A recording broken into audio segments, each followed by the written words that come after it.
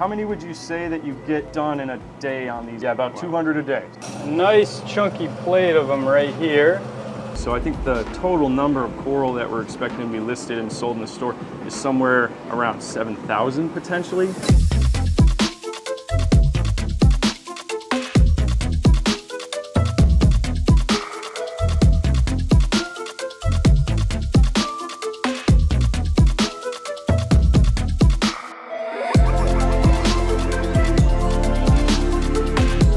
Reef Builders, my name is Remy, and today we've got a very special video for you. But before we get started, make sure to like, subscribe, and hit that bell notification so you know when we upload new videos. Hosting today's episode is Danny from Danny's Aquariums. You may have seen him on YouTube and on Instagram.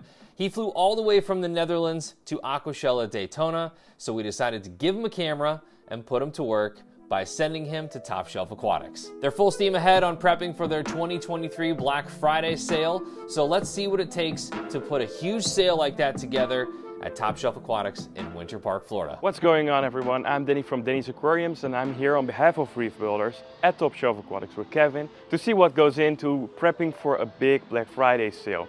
Great to meet you. Definitely. Welcome to the farm, and glad to have you all here. Let's go check it out.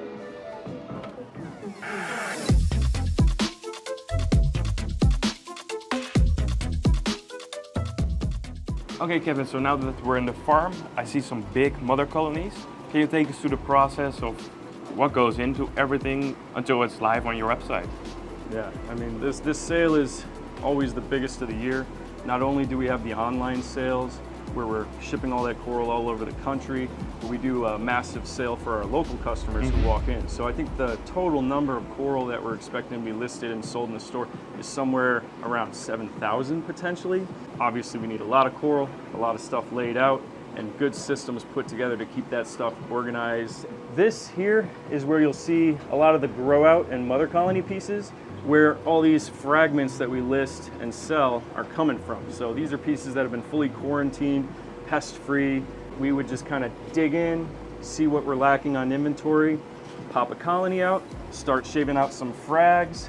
Then you can kind of see how they're laid out here, prepare, heal, and get them ready to rock and get put online, where they're then skewed and listed, itemized by their location, with a lettering and number system, so we can keep track of what coral the person specifically orders. You will get your exact frag that is on here, and potentially it'll even be bigger by the time you buy it, because with these sales we're fragging and growing the stuff in advance, and it's sitting here getting really, really healthy for everyone. Yeah, they all look very good, very happy. They're all fully extended.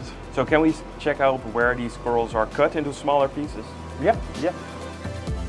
This is where we would cut a lot of the quarantined acropora, things like zoanthids, soft corals that we can use with the bone clippers, or razors, scalpels. We would be churning out a lot of times when we're in full production mode, a team over here knocking this stuff simultaneously as 1 to 2 teams in the side room in this room. Okay. So right now we're cutting some of our toxic pinwheel Duncans. The big challenge that we have with these guys is making sure that the heads will stay viable and shipping. But we also still need to get those nice fine cuts on some of these. But Duncans are really resilient, so you can cut pretty close to that head, and the tissue's still going to reform, and sometimes it'll even pop off a head from that bone down there. So. Well, we have it laid out usually when we're on the saw doing a 2-man team. So you have the person here who's grabbing a lot of the corals, churning them out, and then his helper here who will usually lay out, glue them, transfer them over to an iodine bath as a disinfectant, and then usually return those pieces back to the exact tank that they came from and laid out carefully so they won't get stung or anything like that. 6,000 to 7,000 corals, it's a lot of corals. Yep. I've never seen so many frags at once.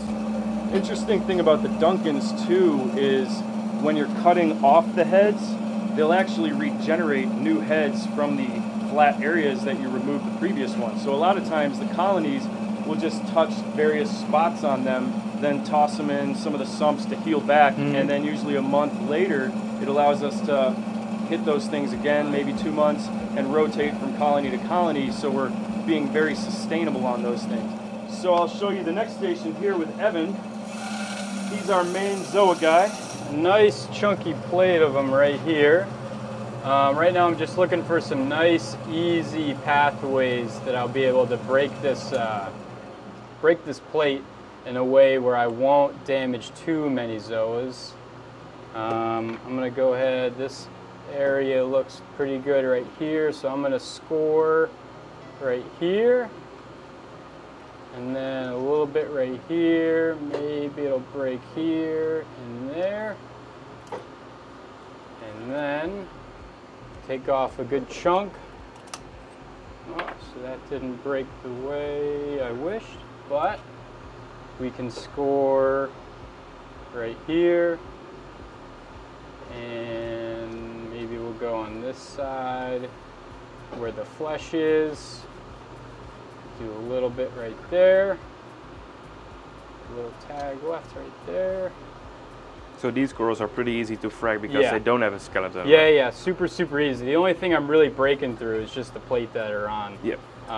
But when I am fragging them, you want to make sure that you wear gloves and glasses at the very least, because they can be toxic, some more than others, but you never want to risk it. No.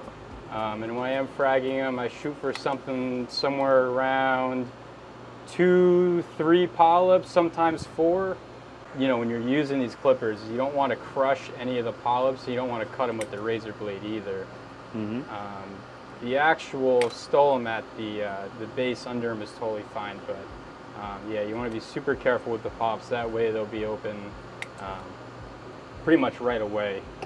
And then I'm going to grab some pre-soaked plugs that are dry. Frags, and you get some nice thick glue. You want to do a little dab right into some glue. Make sure if you got a little overhang where the polyp is, you want to make sure that's super glued down as well. You don't want it blowing around in a high flow. Oh, yeah. And then grab a little bit of accelerator. Try not to get too much on the actual coral. A little shake to get any residual accelerator off. And they're good to go. That's it. That's how you make coral frags. Yep. They'll be open tomorrow too. Oh, that's really nice. Yep. Here's our photographer, Bubba. He's the one who gets all those pretty macro shots where you can really capture what those corals look like. And you can see he's going through with a nice clean black background, getting the individual corals shot. How many would you say that you get done in a day on these sails in preparation? As far as photoing and editing? Yeah, about 200 a day. Once they're photoed, he'll go through, review them, make sure all the color's accurate, and then they'll be listed in the different SKU areas online. They'll be ready to rock. Does he use any filters on his lenses? Because normally when I use my phone, I only see blue and I don't really see the colors, but I can see on his screen that the colors are quite nice actually. Oh yeah.